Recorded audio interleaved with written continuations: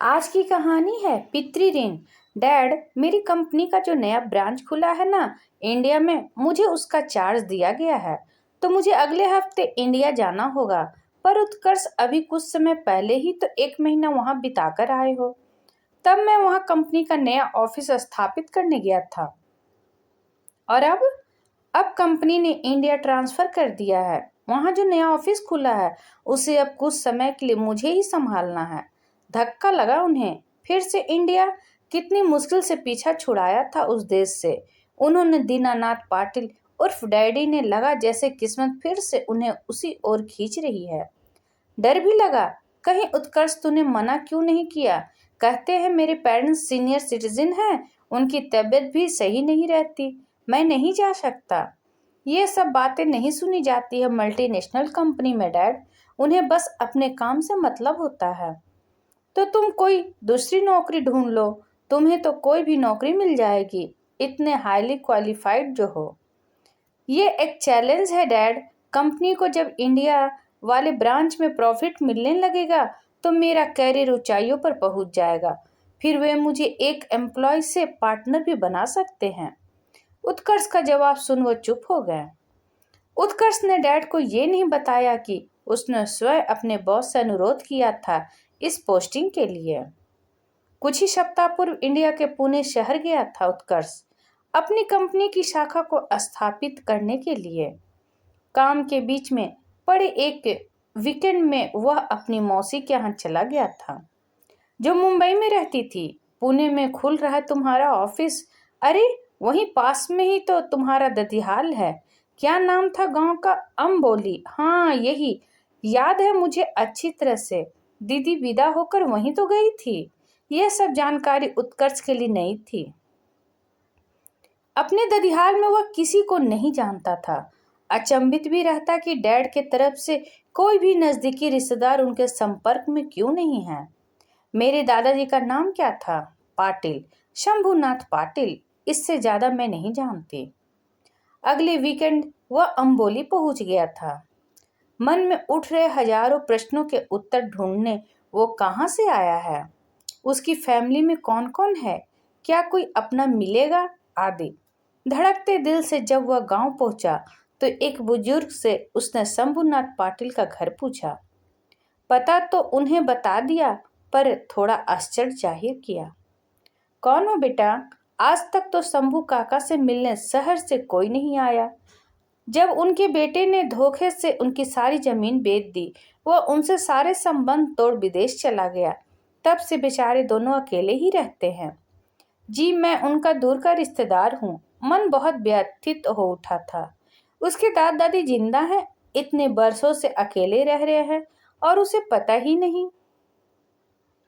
घर की स्थिति बहुत अच्छी नहीं थी, परंतु जो वृद्ध सामने बैठे थे उन्हें देख के उसकी आंखों से गंगा जमुना धार बह निकली।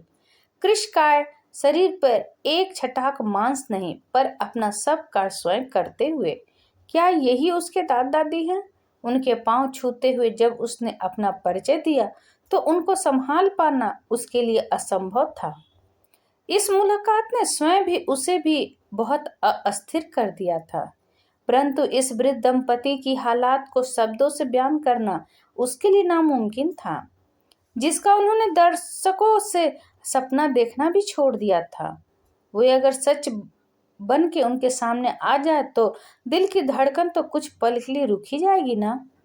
जब सोमवार प्रातः वह पुणे लौटने लगा तो दादा दादी बेतहाशा रोने लगे। उन्हें लग रहा था कि उनके पुत्र की तरह उनका पोता भी अब कभी लौटकर नहीं आएगा। बेटे का 30 वर्षों से इंतजार कर रहे बूढ़े माँ बाप ने अपनी किस्मत से समझौता कर लिया था। पर अब दादी माँ, दादाजी, मैं आपसे अपनी कसम खाकर कह रहा हूँ, मैं आप लोगों को छोड़कर कभी नहीं जाऊंगा। फ्राइडे शाम को मैं वापस जाऊंगा। आप बिल्कुल निश्चिंत रहें, नौकरी तो करनी है ना। शायद ये सप्ताह उस दंपति के जीवन का सबसे लंबा इंतजार रहा होगा। पर जब शुक्रवार को उत्कर्ष वापस लौटा तो मानो उनके जान में जान आ गई। दादी को मुस्कुराता चेहरा तो सचमुच में सुंदर लग रहा था। खून के रिश्ते में कोई बात तो होती है। वह हमारे हृदय के तारों को झंकृत करने में कभी नहीं चूकती। उस सप्तांत उत्कर्ष से जितना बन पड़ा, उसने दादा दादी की रिहायशी का बेहतर करने की कोशिश की। ये उसका इंडिया में आखिरी वीकेंड था। अगले शुक्रवार उसकी वापसी की फ्लाइट थी, पर उसने अपने भविष्य का खाका मन ही मन में तैयार कर लिया था। पूरा 1 महीना लगा उसे अपने बॉस को इस बात के लिए मनाने में कि उसका ट्रांसफर भारत वाले नव स्थापित दफ्तर में कर दें। इसके लिए उसे न सिर्फ सफलता का आश्वासन देना पड़ा, वरन पहले से कम वेतन पर काम करने के लिए भी राजी होना पड़ा। परंतु उसे इन बातों का कोई गम न था। उसने निश्चय कर लिया था कि अपने दादाजी व दादी माँ की बची हुई जिंदगी में खुशियां भरने के लिए वह कुछ भी करेगा। जिस पितृ ऋण को अमेरिकी नागरिक बन चुके उसके माता पिता चुकाने से चूक गए थे, उससे उन्हें ऋण करने का कर्तव्य उनके बेटे का ही तो होगा ना। उत्कर्ष के माता पिता ने अपने पितृ ऋण को भूल गए, लेकिन उत्कर्ष ने अपने ये पितृ ऋण का कर्तव्य समझते हुए उसे निर्वहन किया। क्या ये सही था? इस पर आपकी क्या राय है? कमेंट करके जरूर बताइएगा।